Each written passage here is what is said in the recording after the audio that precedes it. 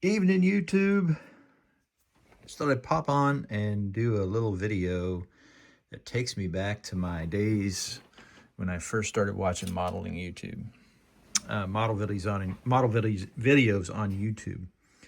When I first started watching model videos on YouTube, I watched guys like Dr. Cranky, and I watched Paul Turley. These guys aren't on here anymore, but still some really good channels. And what attracted me to those channels was they always did like tutorials, or they did explanation videos, which I'm really into, um, because I like to get better. I like to learn. And it appealed to me because of how both of, especially Paul Turley and Dr. Cranky, both of them um, had a way about how they presented their videos that was very appealing. But I just wanted to talk about um, a subject that I see all the time on Facebook, especially on Lucas C's channel, on his group that he has. People ask about paint all the time. And these are some of the paints that I use. And I just wanted to talk about some of the differences and um, why I use what I use when I use it. So you can see that back in the back there, um, I have a build going on for the USAC build, and it's painted in this. This is Cloudy Days by Tropical Glitz. And I really have kind of gotten hooked on these colors because they're just different. And, you know, I've been spraying the same stuff for a while. I usually use factory colors, but it's nice to branch out. And Tropical Glitz has a really good line of paints. They have some base colors. They have some candies, and they have candy base coats. And then this is one of their base colors. You can see all the flake in the bottom. But I just want to point out some differences in some of these paints that basically people, I don't know if they're aware of or not, but when you're dealing candies and when you're talking about candy colors, um, there's two types of candies, and these candies are not created equal. One is a candy, which is like this. This is is that sangria? No, it's Desert Rose candy. And you see in the bottom, see how clear that is? What basically this is basically a dye, and it's got a carrier of some kind, either lacquer, or most times they use clear. They're clear coat. And when you see it, it's transparent. So that's what a true candy looks like. Look how you could look right through that bottle. Now, if you go over here, I think this is Luscious Orange. And this is a candy base coat. And I want you to notice the differences. Candy base coat has more pigment in it. And you can see how right off the bat how dark it is. And look at the bottom. Candies, a true blue candy does not have flake. This has flake. See all that flake resting at the bottom? See that silverish tint? That's flake.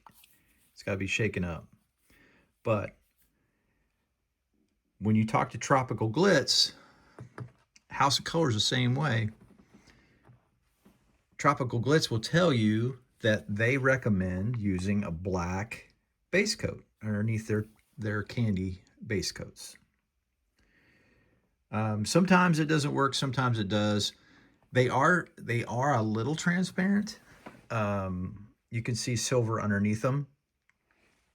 Like this one right here is painted this is painted with the orange, the tangerine House of Color candy base coat. And this has a silver underneath it. And the reason I did silver underneath this is because I wanted it to have a lighter tone to it. If I had the black underneath it, it would have almost a burnt orange look. It's still pretty nifty, but these candy base coats are designed to mimic candies, and that's why they have this flake in there. Because when you typically paint candies, they have an undercoat of silver, and you see the flake coming through. So if you look at, for instance, this is from Scale Finishes. Scale Finishes sells these tangerines. It says House of Color, and then it says tangerine. Well, what's this KBC08? What does that stand for? That stands for candy base coat. So it's a base coat. So if you look at the bottom, see the flake? Real true blue candies do not have that flake. So it's designed to mimic a candy. And these are easier to work with. These are very popular. But I just wanted to point that out. I get a lot of questions about that type of thing, like what are the differences? Those are the differences. So any paint line, you're going to see these types of things. You're going to see a pearl base coat, a base coat. You're going to see different clears, which brings me to another point. What clear do I use? So I like using automotive clear. This is the automotive clear that I use. This is probably about half gone. I've had this thing for 5 years, so it's time to get some more. But 2K Clear comes with a base, which is what this is. That's the urethane. Then you have this mixer, the activator, or called hardener, urethane hardener. And then you have the reducer. So this reducer right here, you see that right there where it says fast?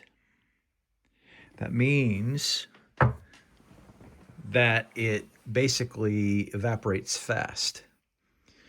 So you'll see these in different stages. You'll see fast, medium, slow. And then I've actually seen super slow. So these are basically dictated, when you would use these is dictated by the temperature. So it's cold outside, so I would use this. Anything under 60 degrees. I'd go to the medium if it was like 65 to 70 degrees, somewhere around there, up to 80 degrees maybe. And then I'd go to the slow if it's over 80 degrees. The slow is almost like your unicorn tears, the the leveling thinner from Mr. Color. But that is 2K Clear. Now, Splash has their own version. I love Splash paints, by the way.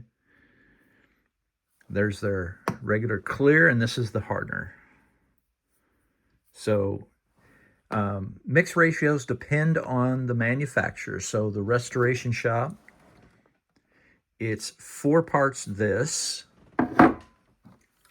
1 part this, 1 part this.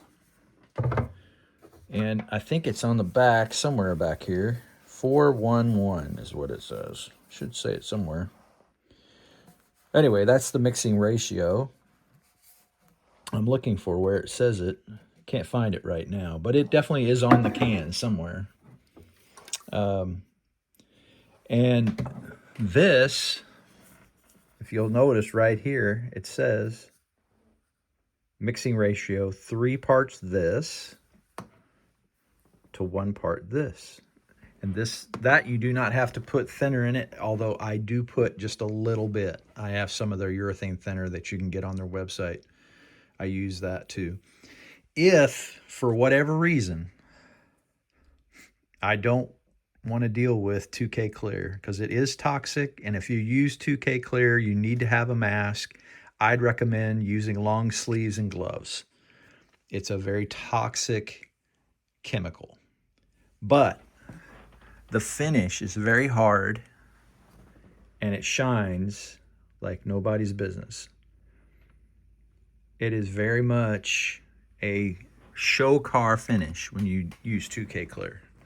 Cut and buff down right. You got to cut and buff it, otherwise it looks blotchy and heavy. but you got to cut and buff it. Um, the other thing I'll point out is I was talking about the if I don't want to deal with 2K clear, I use Hobby Clear, and the clear that I choose is the Mr. Hobby Super Clear. I use that in airbrush form. You can get it. It's hard to get Mr. Hobby stuff nowadays, but I have a plethora supply of it, and I mix it 70%. So I mix 70% thinner to 30% product. That's what I have found is the perfect ratio for me. If I see that it's going to be a running problem, if it's going to have a too thin, I'll thicken it up with a little bit more product. But usually that's a pretty close, accurate ratio for me. So, other than that, that's it for tonight, guys. Sorry I rambled on, but I just saw that video and I thought, or I saw that post and I thought, man, I ought to do a video and explain it a little bit. Now, keep in mind, I'm not an expert. And I don't mean to come off like an authority, but it's just my experience in using these products. My personal opinion. I've seen people use the candy base coats with silver, and they look great. It's not necessarily about the silver underneath the candy base coat. It's the color. So if you want a lighter color, some people use silver. If you want a darker color, you want to make that color, you want to make that candy base coat look deep and rich, use black. So anyway, that's it for me tonight, guys. I hope you guys have a good evening. It's Terry. I'm out.